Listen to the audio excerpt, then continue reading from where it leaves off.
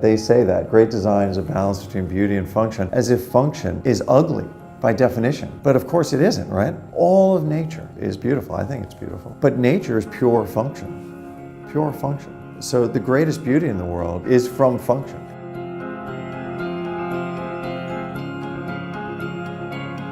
When we study nature, the first thing it does is it makes you extremely humble. And I think that causes me to let the solutions become apparent on their own.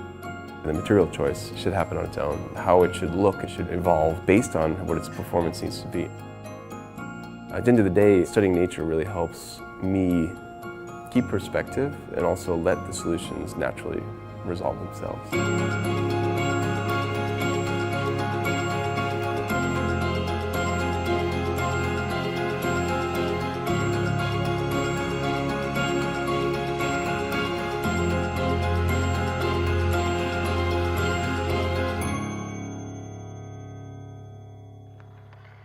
We actually found inspiration in the exoskeleton, the shell of the lobster.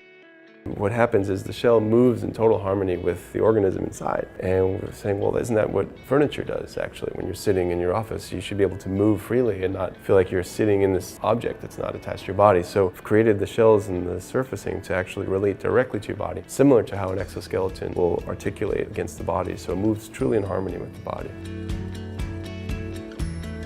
First thought for Trea was really how can we make the simplest chair, but we know we needed more aspects of it. The back needs to move because your body moves. And then we wanted the chair to roll. We wanted it to be more dynamic as the body is in collaboration. So all these aspects started to shape what this chair needed to be. People are working differently. It's not classical any longer. It's not about the mahogany workspaces anymore. You know, it's really about that younger, smarter, faster dynamic. So what we're trying to do is create this chair that allows you to be flexible, to roll, to meet, to connect. It's not impeding anything. It's more about having that interchangeability and that flexibility, but not relinquishing comfort or performance. The collaboration with Humanscale is a really fascinating process for me because they provide muscle power and strength that we don't have in-house here, and we feel we complement their team. So it really was this collaboration. You know, we're setting up targets that are really difficult to hit, and their engineers are really, really good, and they're able to figure it out. Taking a product to production is a collaborative effort, and it's never one person sitting down and just working 16-hour days. It's always pulling Todd in there, but also pulling in the manufacturing engineering, the tooling engineer, the molders, and being able to tap into all of that knowledge, draw from it, and feed that back to the designer and say, here are different options. I think the beauty of the chair really lies in the solid state mechanism, and it's a very comfortable mechanism to sit in, and it gives you really nice support and it's got a great feel to it. The chair is really kind of designed around that main function, and yeah, the aesthetics comes from there.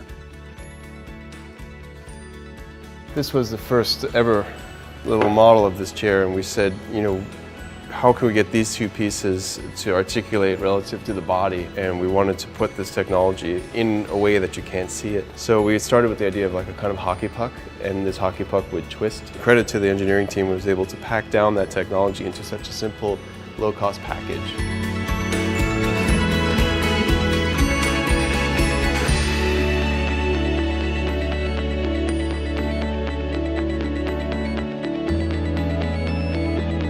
We've designed it from the inside out. We're able to develop this chair that really brought a new lightweight language to the industry. We have now this comfort and flexibility in a chair that's beautiful and that's without mechanisms, without dials and knobs. It's just so simple, and I think that's what's revolutionary about it.